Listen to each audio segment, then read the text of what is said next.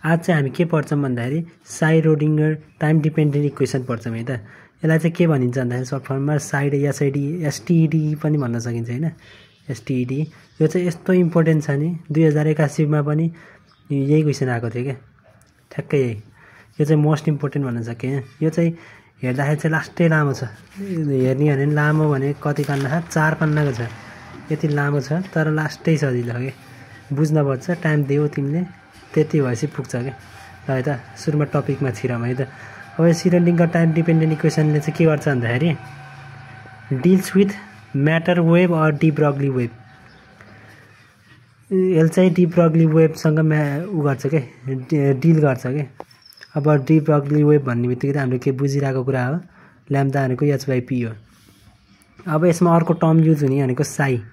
यसको सिम्बल चाहिँ युलाई काट्टा माथिबाट भर्टिकल्ली काट्यो भने चाहिँ त्यसलाई के भन्न सकिन्छ, साई। साई भनेको के हो भन्दाखेरि wave function that represent matter wave or de Broglie wave. De Broglie wave छ नि त्यसलाई चाहिँ हामीले वेभको फङ्सनमा लेख्ने हो भने चाहिँ सिम्बल भनौँ न, डी ब्रगली वेभको फङ्सनको रूपमा सिम्बल भनेको साई हो के। यो टपिकमा मेन इम्पोर्टेन्ट भनेको साईको रोल छ के। अब ल हेरौँ है त टपिकमा हेरौँ न, साइरोडिङ्गर इक्वेसन भन्छ होइन। साई भन्ने त यहीँ साई छ क्या, इक्जाममा सोध्यो भने पनि यसमा साई युज हुन्छ है भन्ने कुरा यहीँबाट हेर्न सकिन्छ कि साई है त। अब त्यसरी बुझ्ने। अब यसमा चाहिँ साईको फेरि छुट्टै इक्वेसन हुन्छ क्या, एउटा equation for particle moving freely in a positive x direction होइन। अब इक्वेसन चाहिँ के त्यो भनेको चाहिँ साई हो क्या। साईको इक्वेसन चाहिँ एउटा फिक्सवाला छ कि एक्स डिरेक्सनको लागि। यो चाहिँ हामीले सबैले सम्झेर बस्नुपर्ने कुरा हो। त्यसलाई चाहिँ के भनेर डिनोट गर्न सकिन्छ त ए डट ई को power minus I omega T minus KX. अब यसलाई सम्झिने कसरी भन्दाखेरि यो त साई हो नि त, पिएसआई हो नि त। साई भन्ने बित्तिकै प्रोनाउन्स गर्दा नि एइआई भने जस्तो हुन्छ नि त, एइआई यो युवाला एइआई। अब ओमेगा टी माइनस केएक्स त हामीले वेभ फङ्सनहरूमा पढिरहेको हो, 12 मा पनि पछाडिपट्टि लेखिन्थ्यो नि, हो त्योवाला है। अब यो चाहिँ इम्पोर्टेन्ट हो, मोस्ट इम्पोर्टेन्ट। यो चाहिँ सम्झिरहनु पऱ्यो। अब यो सम्झेपछि अब हामीलाई यहाँ के छ, ओमेगा छ, अर्को यहाँ के छ, के छ। ओमेगा भनेको के हुनसक्छ, ए त हाम्रो एम्प्लिट्युड भइहाल्यो, यो ई भनेको एक्सपोनेन्स ई भनेको भइहाल्यो, ई आई भनेको हाम्रो कम्प्लेक्स नम्बर हो। अब ओमेगा भनेको के हो हामीले हेरौँ है त। ओमेगा भनेको 2πf, यो एफलाई सिम्बल यसले नि लेख्न सकिन्छ है।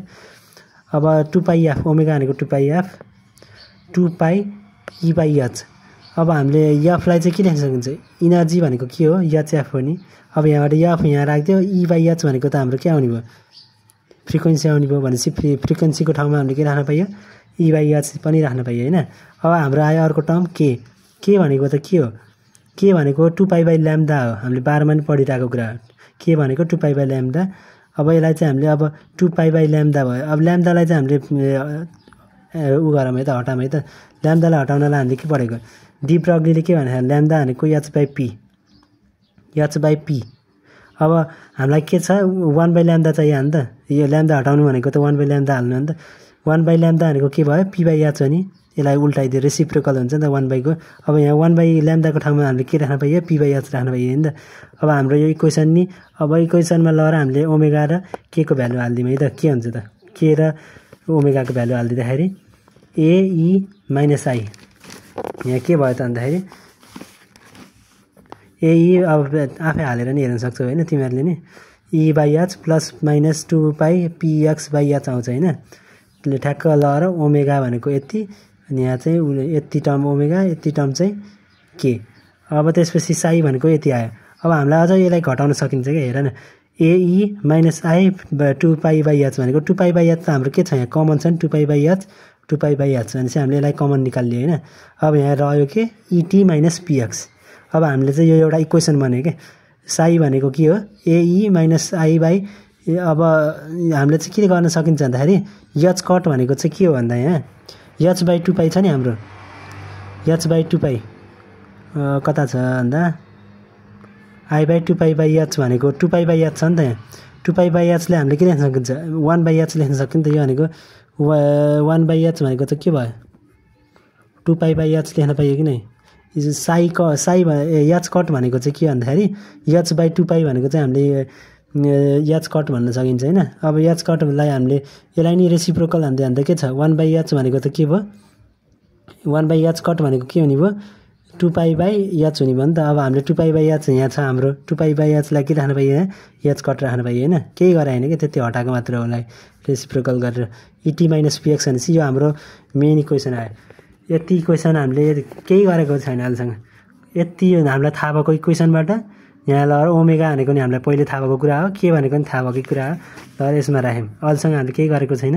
अब बल्ल हाम्रो चाहिँ टपिकतिर छिर्यौँ के मेन भनेको हामीले के गर्ने त भन्दाखेरि अब यहाँ टाइम डिपेन्डेन्ट भनेको छ नि त। टाइम डिपेन्डेन्ट भनेपछि हामीले डेरिभेटिभ गर्नु पर्यो। टाइम त छैन टाइम डिपेन्डेन्ट भनेपछि डेरिभेटिभ गर्ने सम्झिने। अब यहाँ चाहिँ सुरुमा के छ भन्दाखेरि x छ x छ भनेपछि सुरुमा यसलाई चाहिँ हामीले के गर्छौँ भन्दाखेरि दुईचोटि डेरिभेटिभ हान्छौँ कि x लाई twice with respect to x हैन। अनि पछि चाहिँ एकचोटि गरिन्छ सुरुमा चाहिँ twice with respect to x गरौँ है त। अब यसलाई डेरिभेटिभ त हामीले पहिलेदेखि जानिरहेको कुरा हो। के हुन्छ त भन्दाखेरि साई हैन d²ψ/dx² हुन्छ हैन ट्वाइस डबल डेरिभेटिभ गर्दाखेरि। अब हामीले के बुझ्न सक्छौँ भन्दाखेरि हामीलाई के थाहा छ डेरिभेटिभ अफ de/dx भनेको के हुन्छ e⁻x छ भने भन्न खोजेको e⁻x को डेरिभेटिभ के हुन्छ e⁻x हुन्छ नि e⁻x आउँछ एन्सर। डेरिभेटिभ अफ यो भनेको के हो e⁻x हो भन्नको मतलब। अब अर्को हेर है de⁻ax छ हैन मानौँ बाइ de⁻ax छ भन्दा पनि e⁻ax छ यसको डेरिभेटिभ गर भने के आउँछ a अगाडि आउँछ कोफिसिएन्ट हो नि त x को कोफिसिएन्ट a अगाडि आयो e⁻ जस्ताको त्यस्तै ax यो हो हैन हाम्रो डेरिभेटिभ। अब यहाँ पनि त्यही हो के। अब एकचोटि डेरिभेटिभ गर्दाखेरि के भयो यहाँ के छ हाम्रो x with respect to x को कुरा गरेछौँ भनेपछि x को कोफिसिएन्ट हेर्नु पर्यो। यहाँ के छ p मात्र छ यहाँ झुकिन्छ के p मात्र देखिन्छ नि त। तर हाम्रो त यहाँ हेर त यो त हामीले कमन ल्यायो भने त यसलाई भित्र लगायो भने के हुन्छ i/h कट पनि छ नि त i/h कट हो कि यो भन्नु खोजेको हाम्रो यो यहाँ a अगाडि आएको जस्तै नै के आउने भयो त बाहिर i/h कट p आउने भयो हैन भन्न खोजेको -1 त यो कहाँ आयो -1 यो एक स्टेप काटेको छ है भन्न खोजेको ip/h कट आयो के ip/h कट चाहिँ यहाँ बाहिरको भएको आएर आएको यहाँ ip/h कट आयो हैन। अब यो त डबल डेरिभेटिभ गरे भने चाहिँ अर्को स्टेपमा पनि त्यही नै आउने हो।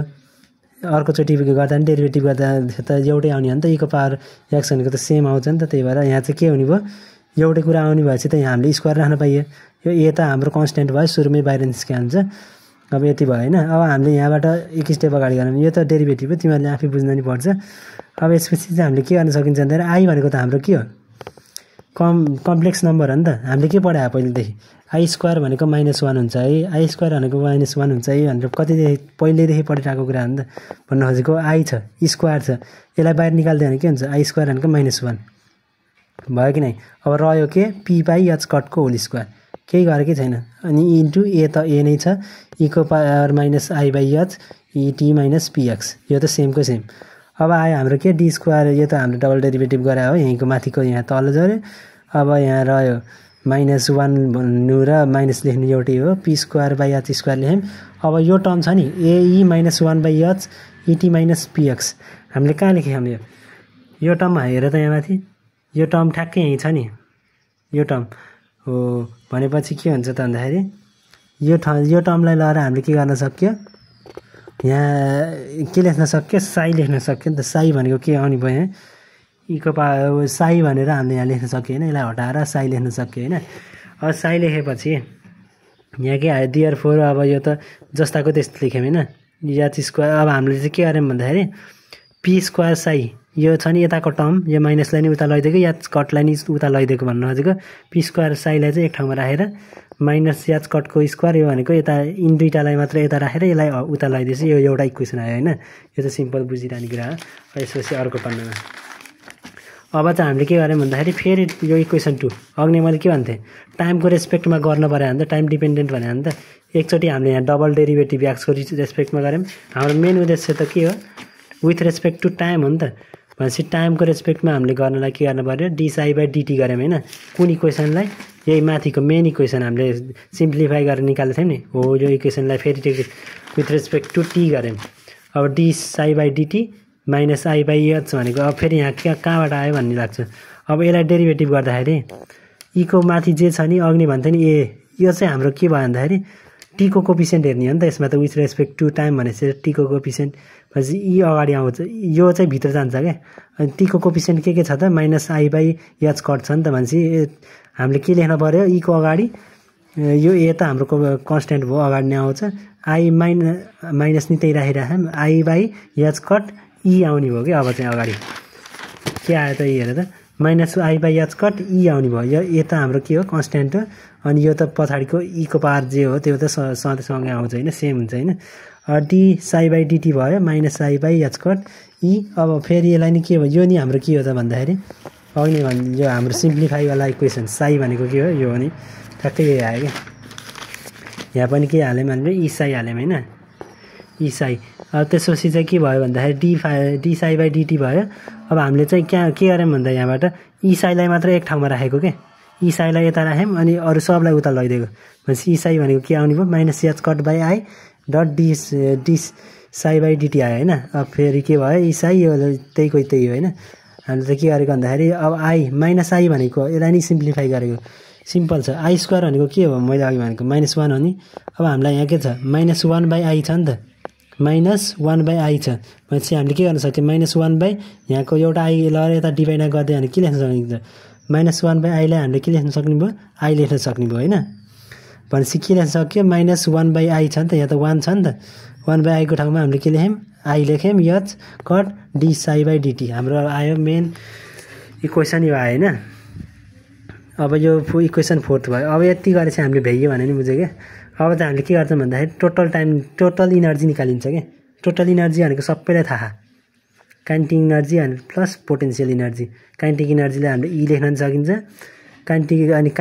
टोटल इनर्जीलाई ई लेख्न सक्यो काइनेटिक इनर्जी भनेको के हो 1/2 mv² हो कि नै अब हामीले चाहिँ मोमेन्टमको टर्ममा निकाल्न खोजेको क्या 1/2 यसलाई स्क्वायर गरिदियो भने के हुन्छ स्क्वायर गरिदियो भने m² भन्नाले एउटा m थपिदिएको क्या माथि नि एउटा m थप्दा माथि तल नि एउटा m थप्दा भनेको अनि के भयो त यो 1/2 mv² mv भनेको त हाम्रो के हो मोमेन्टम हो नि भनेपछि m² दुईवटा खान्छ यहाँ भनेपछि के हुने भयो p² हुने भयो p²/m भन्न खोजेको यसलाई के लेख्न सक्यो p²/2m लेख्न सक्यो होइन अब हामीले त्यही लगाएर यहाँ लेखिदिउँ p²/2m अब पोटेन्सियल इनर्जी भनेको त हामीलाई थाहा पोटेन्सियल इनर्जी भनेको भेलोसिटी यो चाहिँ पोजिसन र टाइमको रेस्पेक्टमा हुन्छ क्या यो केही होइन यति घोके नि हुन्छ त्यसपछि चाहिँ हामीले के गर्छौँ भन्दाखेरि हामीले त के निकाल्यौँ माथि ई साई छ यहाँ के छ ई मात्र छ होइन त्यही भएर हामीले के गर्नु पऱ्यो साईले मल्टिप्लाई गर्नु पऱ्यो नि त